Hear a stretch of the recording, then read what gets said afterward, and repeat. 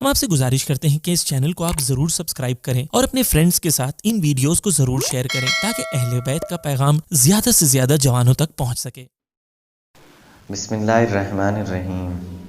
طلوع عشق۔ تیسری بات، مغرب میں عشق کا غروب اور ہمدردی و مہربانی کا فقدان۔ اپنے پاس موجود چیزوں کی قدر شناسی اور سپاسگزاری کی حس کی تقویت کے لیے ایک درمیانی راستہ بھی موجود ہے، اور وہ ان لوگوں کو بغور دیکھنا اور مشاہدہ کرنا ہے جو ان چیزوں سے یکسر محروم ہیں یا کم بہرہ مند ہیں۔ اپنے پاس موجود اس نعمت عظمیٰ کے شکرانے کے لیے کتنا ہی بہتر ہو کہ ہم ان معاشروں پر نگاہ ڈالیں کہ جنہوں نے خداوند عالم کی اس بڑی اور عظیم نعمت کو ہر ایرے غیرے کی باتیں سننے اور دل کے فریب کھانے سے گنوا دیا، اور آج اس گناہ کبیرہ کے عذاب کا تازیانہ ان کے مایوس اور افسردہ چہروں پر مارا جا رہا ہے۔ جی ہاں، ہم مغرب کی ہی بات کر رہے ہیں، یعنی وہ تاریک سرزمین کی کہ جس کے باسیوں کے آسمان زندگی سے خورشید عشق کا رخت سفر باندھ چکا ہے، اور ان کی ترسی ہوئی آنکھوں میں مہربانی و محبت کے ایک ایک قطرے کی تمنا کو بخوبی مشاہدہ کیا جا سکتا ہے۔ خاندانی نظام کے شیرازے کا بکھرنا دراصل غضب الہی کا وہ طوفان ہے کہ جس نے اس غربت کدے کے باشندوں سے خوش بختی کو چھین لیا ہے۔ ہم ان کے لیے ہمدردی اور انسان دوستی کے جذبات رکھتے ہیں۔ کاش ان کے لیے کوئی کام کیا جا سکتا، لیکن بہت دیر ہو چکی ہے۔ اب بہتر یہ ہے کہ ہم اپنی فکر کریں اور خاندانی حرمت کا پاس نہ رکھنے والوں اور اپنی بے لگام شیطانی شہوت کے نیزوں سے اپنی سعادت و خوشبختی کو زخمی اور ٹکڑے ٹکڑے کرنے والوں کے حالات سے عبرت لیں۔ وہ ہم سے حسد کرتے ہیں، اور حاسد کے حسد سے ڈرنا اور خدا کی پناہ طلب کرنی چاہیے۔ وَمِن شَرِّ حَاسِدٍ إِذَا حَسَدَ، اور میں حاسد کے شر سے اللہ کی پناہ کا طالب ہوں کہ جب وہ حسد کرے۔ مغرب کے ظاہر پر پڑے ہوئے خوبصورت دبیس پردوں کو ہٹا کر اس حادثے کی حقیقت تک پہنچنا آسان نہیں ہے۔ اہل مغرب کا کسی بھی واقعے و حقیقت کو چھپا کر اسے مصنوعی زینت و آرائش دینے، خبروں کو سینسر کرنے اور اپنی تباہ شدہ زندگی کے علاوہ عوامل و اسباب کو چھپانے کا ان کا ہنر زبان زد خاص و عام ہے۔ اس کے لیے نگاہ عمیق اور دید روشن کی ضرورت ہے تاکہ اس حادثے کی حقیقت سے پردہ اٹھائے، اور اس کام کے لیے ہمارے ہر دل عزیز رہبر سے زیادہ موزوں اور کون ہے؟ اپنی تشخص سے بے خبر نسل۔ آج کل مغربی ممالک میں جس چیز کا مشاہدہ کیا جا رہا ہے وہ اپنے تشخص سے بے خبر نسل کی حیرانی و سرگردانی سے عبارت ہے کہ جہاں ایک ہی شہر میں رہنے والے ماں باپ سالہ سال اپنی اولاد سے بے خبر ہیں تو دوسرے شہروں کی بات چھوڑ دیجیے۔ ایسے ماحول کی جہاں خاندانوں کا شیرازہ بکھرا ہوا ہے اور لوگ تنہا ہیں، یہ ہیں اس معاشرے کی خصوصیات۔ یورپی اور امریکی ممالک میں بے شوہر عورتوں اور بغیر بیوی والے مرد حضرات کے اعداد و شمار بہت زیادہ ہیں کہ جس کا نتیجہ والدین کی شفقت سے محروم، آوارہ اور جرائم کا پیش خیمہ بننے والے بچوں کی صورت میں نکلتا ہے، اور وہاں جرم و گناہ کی فضا حاکم ہے۔ یہ خبریں جو آپ سنتے ہیں کہ کسی اسکول، روڈ یا ریل گاڑی میں ایک لڑکا سامنے آ کر اچانک لوگوں کو قتل کرنا شروع کر دیتا ہے اور کئی لوگوں کو موت کے گھاٹ اتار دیتا ہے، ایسے ایک یا دو واقعات نہیں ہیں۔ دوسری جانب جرائم انجام دینے والے افراد کے سن و سال کا گراف بھی نیچے آ رہا ہے۔ پہلے 20 سالہ نوجوان جرائم میں ملوث تھے، لیکن اب 16-17 سال کے لڑکے انہی جرائم کا ارتکاب کر رہے ہیں، بلکہ اب تو امریکہ میں 13-14 سالہ بچے بھی یہ کام انجام دے رہے ہیں اور بہت آسانی سے لوگوں کو موت کے گھاٹ اتار دیتے ہیں۔ ایک معاشرہ جب اس منزل پر پہنچ جائے تو گویا اس معاشرے کا شیرازہ بالکل بکھر گیا ہے، اور اس بکھرے ہوئے معاشرے کو دوبارہ جمع کرنا تقریباً غیر ممکن ہے۔ مغرب کے گناہ کبیرہ۔ دنیا مغرب کی سب سے بڑی مشکل خاندانی مسائل اور گھریلو نظام زندگی سے بے توجہی برتنا ہے۔ اہل مغرب اپنے خاندانی نظام زندگی کی حفاظت میں ناکام ہو گئے ہیں۔ مغرب میں خاندان یا گھریلو نظام زندگی اجنبیت، بے اعتنائی اور تحقیر و اہانت کا شکار ہے۔ اہل مغرب کی یہی مشکل ان کی تہذیب و تمدن کو دیمک کی مانند آہستہ آہستہ چاٹ کر کھوکھلا کر رہی ہے، اور صنعتی اور علمی پیش رفت کے باوجود مغرب ہلاکت و نابودی کی طرف گامزن ہے۔ عالم بشریت کے لیے مغربی تمدن کا سب سے بڑا گناہ یہ ہے کہ اس نے شادی اور خاندان کی تشکیل کو لوگوں کی نگاہوں میں سبک اور ہلکا اور ایک لباس بدلنے کی مانند کر دیا ہے۔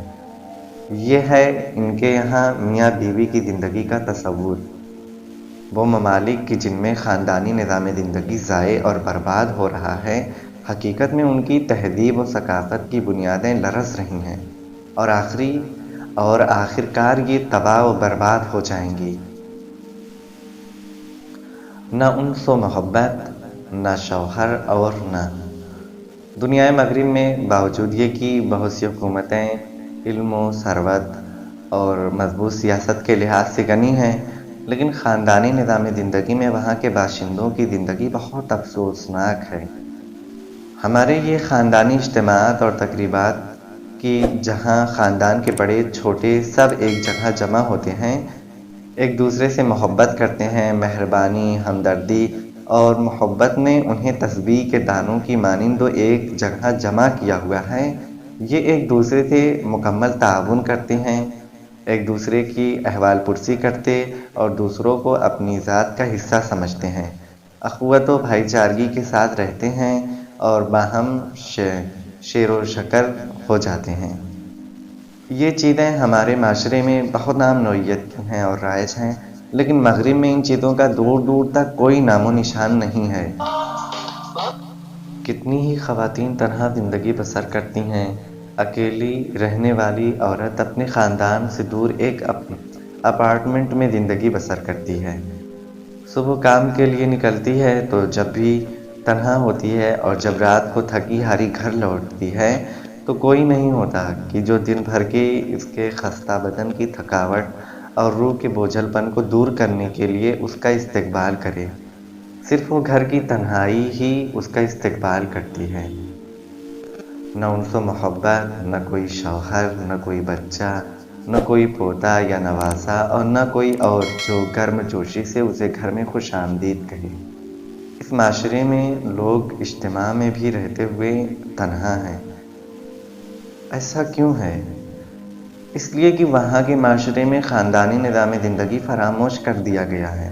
بہت افسوسناک بات ہے کہ آج مغرب میں خاندانی نظام زندگی آہستہ آہستہ رو بہ زوال ہے، اور اس کے آثار میں اپنی ثقافت اور تہذیب و تمدن سے لا علمی، اپنے تمدنی تشخص سے بے خبری اور گناہ و جرائم قابل ذکر ہیں کہ جن میں وہاں کے عوام گرفتار ہیں۔ روز بروز ان میں اضافہ ہوتا جا رہا ہے، اور ان کی بچی ہوئی جمع پوجی بتدریج ختم ہو رہی ہے۔ جنسی آزادی اور خاندانی نظام کی تباہی۔ مغرب میں خصوصاً امریکہ اور شمال یورپ کے بعض ممالک میں یہ بات مشہور ہے کہ خاندانی نظام کی بنیادیں بہت کمزور ہیں۔ کیوں؟ اس کا سبب یہ ہے کہ وہاں جنسی آزادی اور جنسی بیراروی بہت زیادہ ہے۔ جب کسی معاشرے پر بے غیرتی اور بے عفتی اپنے سیاہ پروں کو پھیلا دے تو اس کا مطلب ہے کہ میاں بیوی، مرد و عورت اپنی اس جنسی ضرورت و خواہش کو گھر کے علاوہ کہیں اور سے پورا کریں گے۔ ایسے ماحول میں خاندان ایک بے معنی لفظ، معاشرے پر ٹھوسی ہوئی چیز اور ایک ڈیکوریشن پیس، نمائشی چیز ہے۔ لہذا ایسے ماحول میں وہ لوگ مہربانی، ہمدردی اور ایک دوسرے کے لیے غمخواری کے جذبات کے لحاظ سے ایک دوسرے سے جدا ہو جاتے ہیں۔ اگرچہ کہ ظاہری طور پر ان میں کسی قسم کی جدائی نہیں ہوتی، لیکن حقیقتاً ان میں پیار و محبت کے تمام رشتے ختم ہو جاتے ہیں۔ اگر انسان آزاد ہوتے کہ جس طرح چاہیں اپنی جنسی خواہش کو پورا کریں تو گویا گھرانہ ہی تشکیل نہیں پاتا، یا وہ کوئی ایک بیکار، پوچھ و تہی، حملوں کی آماجگاہ اور جلد و ویران ہونے والی کوئی چیز ہوتی کہ جسے ہر ہوا کا جھونکا لرزا دیتا۔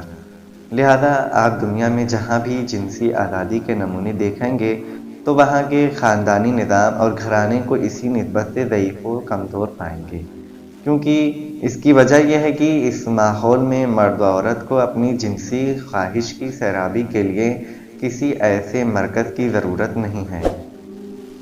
لیکن جہاں دینی حکومت ہے اور جنسی آزادی اور بیراروی نہیں ہے، وہاں تمام چیزیں مرد و عورت کے لیے ہیں، اور اس دینی ماحول میں خاندانی نظام زندگی کی حفاظت کی جاتی ہے۔ مصنوعی عشق۔ علم و تمدن کے لحاظ سے زیادہ ترقی یافتہ بعض ممالک میں رہنے والے لوگوں پر زندگی اس طرح مسلط ہے کہ ایک ہی گھر میں رہنے والے افراد آپس میں بہت کم میل ملاپ رکھتے ہیں۔ باپ ایک جگہ ملازم، ماں دوسری جگہ کام میں مشغول، نہ ایک دوسرے سے ملاقات کر پاتے ہیں اور نہ ایک دوسرے کے لیے غذا تیار کرتے ہیں۔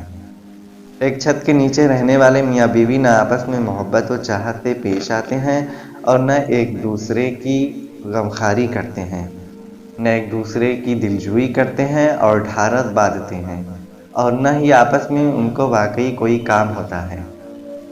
ایسے ماحول میں یہ اپنے بچوں کے ماہرین نفسیات کی تجویز پر عمل کرنے کے لیے آپس میں طے کرتے ہیں کہ فلاں معین وقت پر گھر آئیں اور آپس میں مل بیٹھیں، صرف اور صرف اس لیے کہ ایک چھوٹی سی محفل سجائیں کہ جو صحیح و سالم گھرانوں میں خود بخود اپنے وجود سے زندگی کو شیریں بناتی ہے۔ لیکن یہ لوگ بناوٹی اور مصنوعی طور پر ایسی محفل سجاتے ہیں۔ اس وقت مرد یا عورت مسلسل اپنی گھڑی کی طرف دیکھتی رہتی ہے کہ یہ گھنٹہ کب ختم ہوگا، کیونکہ مثلاً اسے 2 بجے کہیں اور پہنچنا ہے۔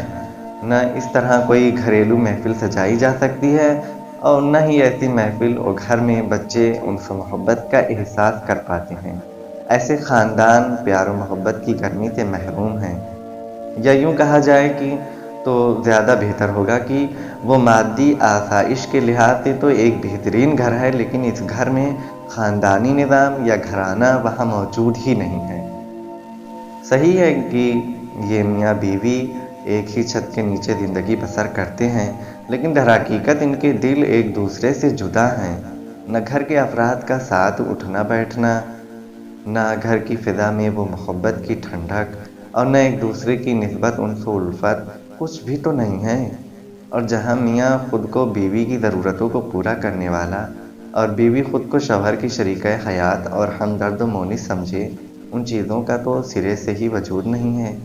ان کی زندگی گویا ایسی ہے کہ جیسے 2 اجنبی شخص ایک قرارداد کے مطابق صرف وہ ایک چھت کے نیچے زندگی گزارتے ہوں، اور تو اور اس کا نام بھی عشق رکھ دیا جاتا ہے۔ مغربی تمدن کے مطابق شادی کے برے نتائج۔ مغربی معاشروں میں نوجوان اپنی نوجوانی کے پرنشاط زمانے کو بغیر کسی قید و شرط کے گزارتے ہیں، اپنے جلد بھڑکنے والے احساسات کے پیچھے دوڑتے اور اپنی فطری و جبلی خواہشات کو آزادانہ طور پر پورا کرتے ہیں۔ لیکن جب وہ گھر تشکیل دینے اور رشتے ازدواج میں منسلک ہونے کے سن و سال کو پہنچتے ہیں تو ان کی ان فطری و جبلی خواہشات اور طبیعی میل کا بہت زیادہ حصہ، جو جوانی کی آزاد فضا میں خواہشات کی تکمیل کے ذریعے اپنے حصے کا کام کر کے ٹھنڈا ہو چکا ہوتا ہے، وہ شوق، محبت اور عشق و الفت جو میاں بیوی کی روح میں ایک دوسرے کے لیے موجود ہونا چاہیے، ان میں نہیں ہوتا یا کم ہوتا ہے۔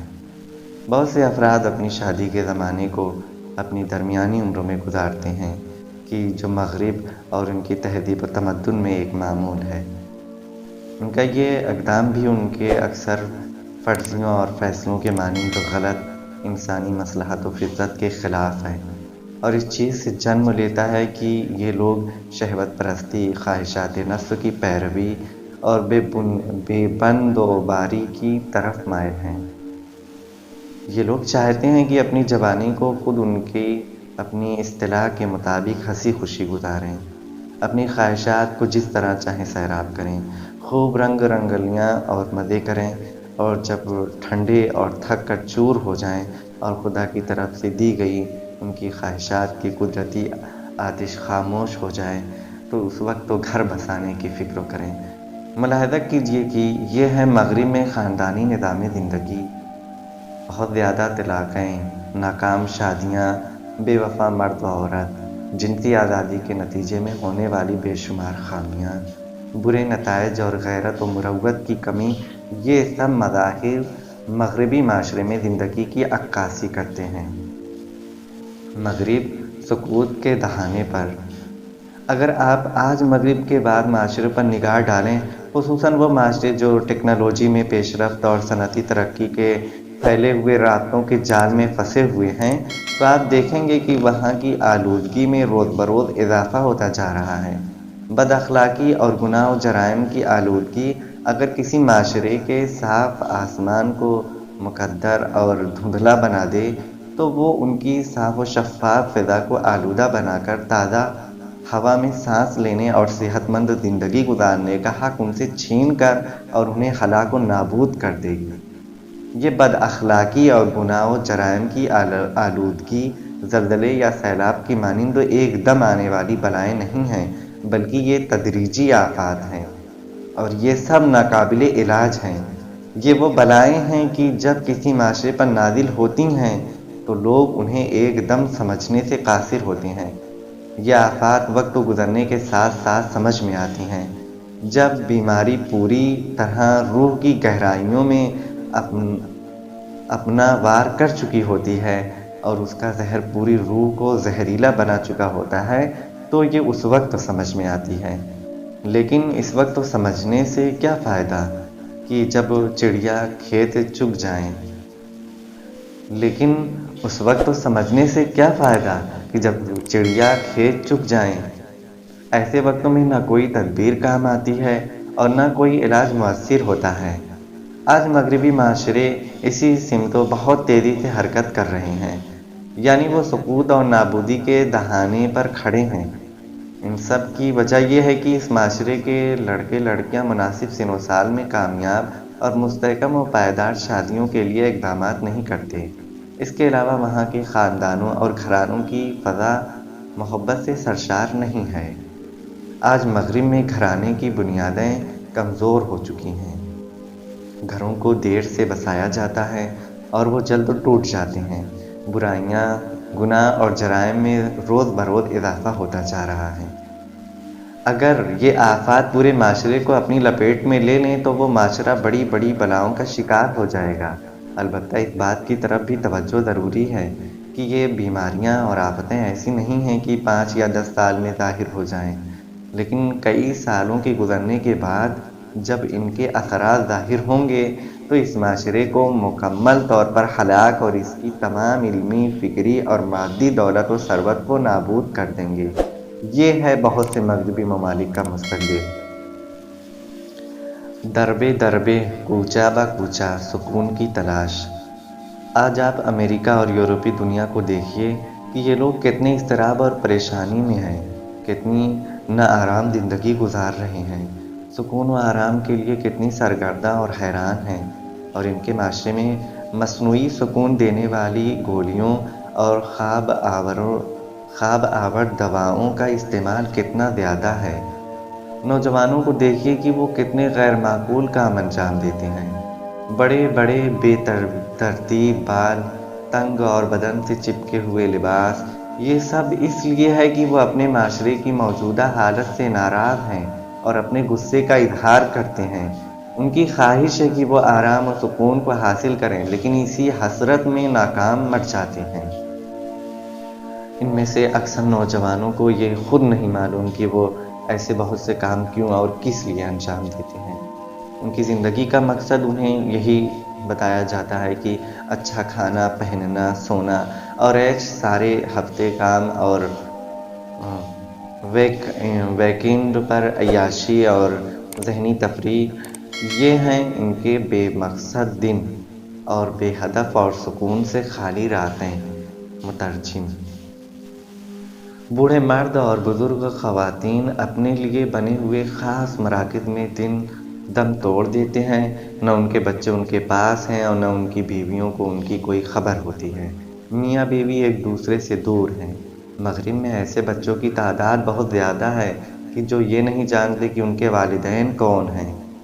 वहाँ ऐसे मर्द और ख़वातीन की तादाद भी बहुत ज़्यादा है कि जो अस्मा और ज़ाहिरन मियाँ बीवी तो हैं, लेकिन कई सालों से एक दूसरे से बेखबर हैं।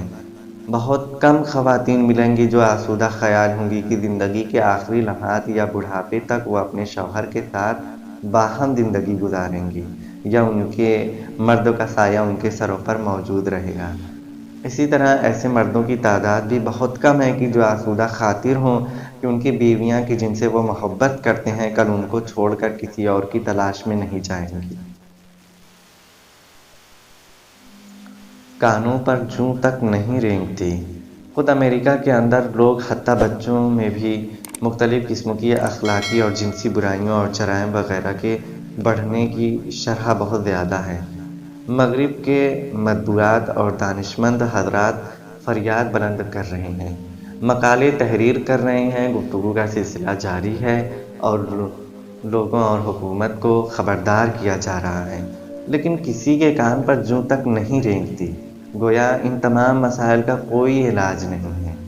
जब सूरत हाल ये हो कि बुनियाद ही ख़राब कर दी जाए और इसी हालत में 30, 40 या 50 साल गुज़र जाएं तो लोगों को ख़बरदार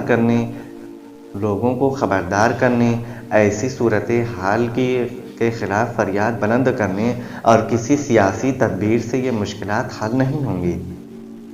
मग़रिबी माशरे में खुशबख्ती रख्त सफ़र बात चुकी है। ये कोई बेवज़न बात नहीं है कि जो मैं बयान कर रहा हूँ, बल्कि ये वो हक़ाइक़ हैं जो आज ख़ुद इनके मुफ़क्किरीन, दानिशमंद, सीने में दिल रखने वाले साहिबान फ़हमो फ़रासत, न कि इक़्तिदार के तालिब, सियासतदान और माशरे के अंदर ज़िंदगी बसर करने वाले और इन हक़ाइक़ का बग़ौर मुशाहिदा करने वाले अफराद बयान कर रहे हैं और आज इनकी फ़रियाद बुलंद हो रही है। आखिर क्यों? इसलिए कि इस माशरे में सआदतमंद ज़िंदगी गुजारने के कोई वसाइल मौजूद नहीं हैं। खुशबख्ती और सआदत इबारत है आराम व सुकून, सआदत और अमन व अमान के एहसास से जो दूर दूर तक वहाँ नहीं पाई जाती। जो अफराद भी बैनुल अक़वामी सूरत हाल और अफ़कार आलम से वाकिफ़ हैं वो जानते हैं कि तमाम ममालिक ख़ुसूसन अमेरिका से वाबस्ता यूरोपीय ममालिक भी इसमें शामिल हैं। खैर ख़्वाह मुसल्लह और फ़हम इदराक रखने वाले अफराद की फ़रियाद बुलंद हो गई है कि अवामिल आओ मिलकर कोई चाराजोई करते हैं। अलबत्ता इतनी आसानी से वो कोई फ़िक्र व तदबीर और चाराजोई नहीं कर सकते और अगर फ़िक्र करने में उन्हें कामयाबी हासिल हो भी जाए तो भी वह इतनी आसानी से इलाज में कामयाब नहीं हो सकते हैं।